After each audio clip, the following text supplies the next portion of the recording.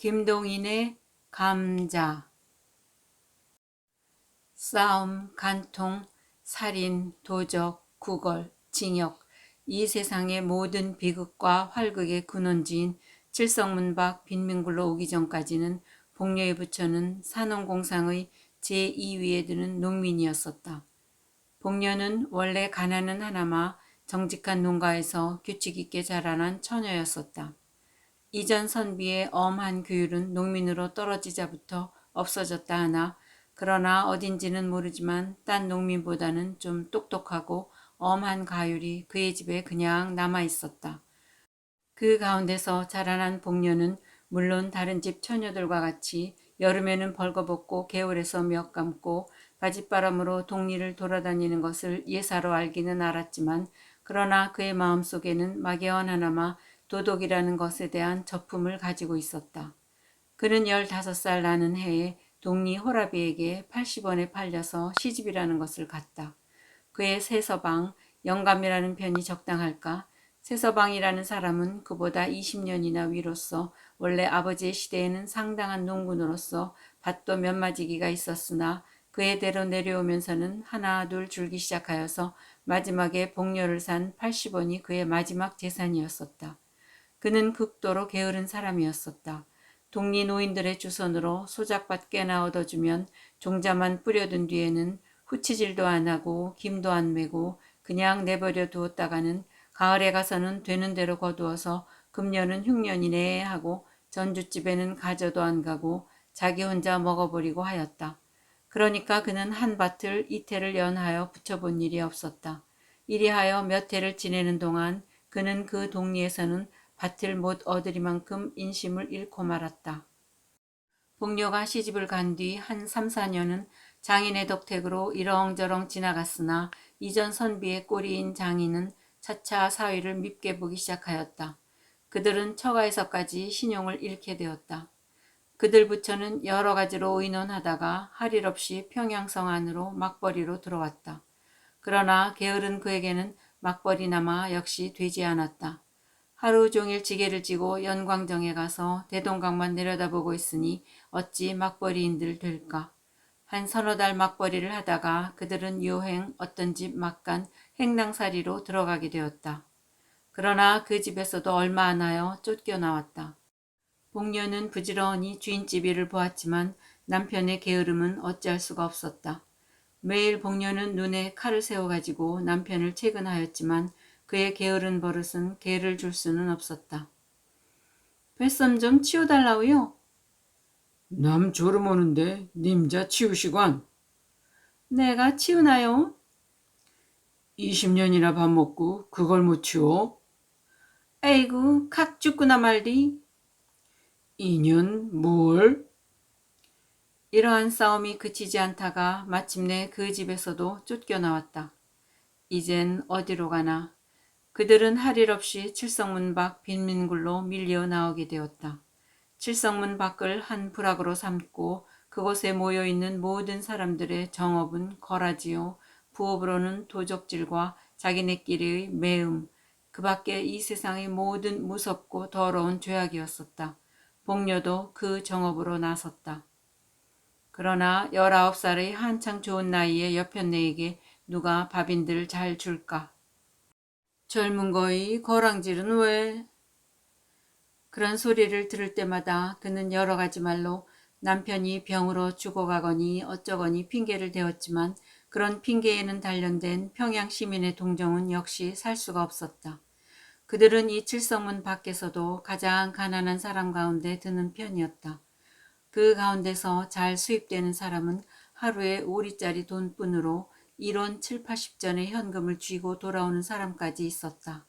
극단으로 나가서는 밤에 돈벌이 나갔던 사람은 그날 밤 400여 원을 벌어 가지고 와서 그 근처에서 담배 장사를 시작한 사람까지 있었다. 복녀는 19살이었었다. 얼굴도 그만하면 빤빤하였다. 그 동리 여인들의 보통 하는 일을 본받아서 그도 돈벌이 좀 잘하는 사람의 집에라도 간간 찾아가면 매일 5, 60전은 벌 수가 있었지만 선비의 집안에서 자라난 그는 그런 일을 할 수가 없었다. 그들 부처는 역시 가난하게 지냈다. 굽는 일도 흔히 있었다.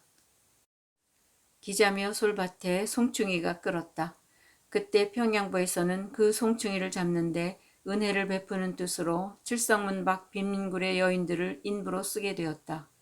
빈민굴 여인들은 모두 다 지원을 하였다. 그러나 뽑힌 것은 겨우 50명쯤이었다. 복녀도 그 뽑힌 사람 가운데 한 사람이었었다.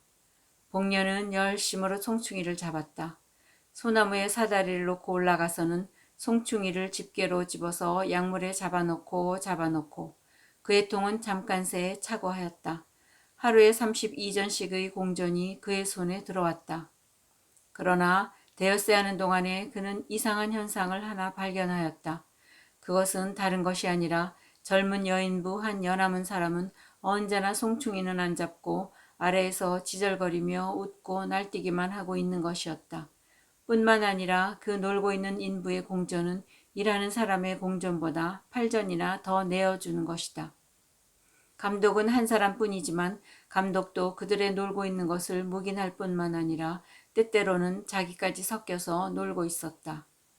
어떤 날 송충이를 잡다가 점심때가 되어서 나무에서 내려와서 점심을 먹고 다시 올라가려 할 때에 감독이 그를 찾았다. 복내, 예, 복내. 왜 그럽니까? 그는 약통과 집게를 놓은 뒤에 돌아섰다. 좀 오너라. 그는 말없이 감독 앞에 갔다. 예, 너, 대 뒤 좀 가보디 않겠니? 뭘 하래요? 글쎄, 가야. 가디오 형님! 그는 돌아서면서 인부들 모여있는 대로 고함쳤다. 형님도 갑세다 가래. 싫다, 얘. 둘이서 재미나게 가는데 내가 무슨 멋일 것 같니? 복녀는 얼굴이 새빨갛게 되면서 감독에게로 돌아섰다. 가보자. 감독은 저편으로 갔다. 복녀는 머리를 수그리고 따라갔다. 복내 좋겠구나. 뒤에서 이러한 고함 소리가 들렸다. 복녀의 숙인 얼굴은 더욱 발갛게 되었다. 그날부터 복녀도 일 안 하고 공전 많이 받는 인부의 한 사람으로 되었다. 복녀의 도덕관 내지 인생관은 그때부터 변하였다. 그는 아직껏 딴 사내와 관계를 한다는 것을 생각하여 본 일도 없었다. 그것은 사람의 일이 아니오 짐승이 하는 짓으로만 알고 있었다. 혹은 그런 일을 하면 탁 죽어지는지도 모를 일로 알았다. 그러나 이런 이상한 일이 어디 다시 있을까? 사람인 자기도 그런 일을 한 것을 보면 그것은 결코 사람으로 못할 일이 아니었었다. 게다가 일 안 하고도 돈 더 받고 긴장된 육회가 있고 빌어먹는 것보다 점잖고 일본말로 하자면 삼박자 같은 좋은 일은 이것뿐이었었다. 이것이야말로 삶의 비결이 아닐까. 뿐만 아니라 이 일이 있은 뒤부터 그는 처음으로 한계 사람이 된 것 같은 자신까지 얻었다. 그 뒤부터는 그의 얼굴에는 조금씩 분도 바르게 되었다. 1년이 지났다. 그의 처세의 비결은 더욱더 순탄히 진척되었다. 그의 부처는 이제는 그리 궁하게 지내지는 않게 되었다. 그의 남편은 이것이 결국 좋은 일이라는 듯이 아랫목에 누워서 벌신벌신 웃고 있었다. 복녀의 얼굴은 더욱 이뻐졌다. 여보 아즈바니 오늘은 얼마나 벌었어? 복녀는 돈 좀 많이 번 듯한 거라지를 보면 이렇게 찾는다. 오늘은 많이 못 벌었소이다. 얼마? 도무지 10선원이야. 많이 벌었세다가래 한 대냥 꿰주소 고래. 오늘은 내가 어쩌고 하면 복녀는 곧 뛰어가서 그의 팔에 늘어진다. 나한테 들킨다면은 꿰구야 말아요. 난 원 이 아주머니 만나면 야단이더라. 자, 꿰주디. 그 대신 알아있디? 난 몰라요. 모르면 안 줄 테야. 글쎄 알았대도 그런다. 그의 성격은 이만큼까지 진보되었다. 가을이 되었다. 칠성문 밖 빈민굴의 여인들은 가을이 되면 칠성문 밖에 있는 중국인의 채마밭에 감자, 고구마며 배추를 도적질하러 밤에 바구니를 가지고 간다. 복녀도 감자깨나 잘 도적질하여 왔다. 어떤 날 밤 그는 감자를 한 바구니 잘 도적질하여 가지고 이젠 돌아오려고 일어설 때에 그의 뒤에 시꺼먼 그림자가 서서 그를 꽉 붙들었다. 보니 그것은 그 밭의 소작인인 중국인 왕서방이었었다. 복녀는 말도 못하고 멀찐멀찐 밭 아래만 내려다보고 있었다. 우리 집에 가. 왕서방은 이렇게 말하였다. 가재문 가디 훤 겉도 못 갈까? 복녀는 엉덩이를 한번 획 두른 뒤에 머리를 젖히고 바구니를 저으면서 왕서방을 따라갔다. 1시간쯤 뒤에 그는 왕서방의 집에서 나왔다. 그가 밭고랑에서 길로 들어서려 할 때에 문득 뒤에서 누가 그를 찾았다. 복내 아니야? 복내는 획 돌아서 보았다. 거기는 자기 곁집 여편네가 바구니를 끼고 어두운 밭고랑을 더듬더듬 나오고 있었다. 형님이 됐을까? 형님도 들어갔댔을까? 님자도 들어갔댔나? 형님은 네 집에? 나 눅서방네 집에. 님자는?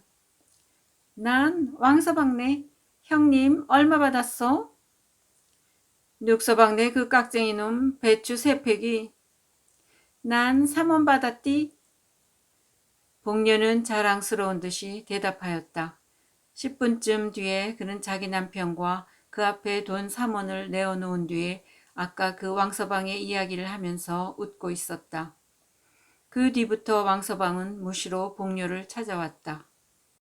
한참 왕서방이 눈만 멀찐멀찐 앉아있으면 복녀의 남편은 눈치를 채고 밖으로 나간다. 왕서방이 돌아간 뒤에는 그들 부처는 1원 혹은 2원을 가운데 놓고 기뻐하고 하였다.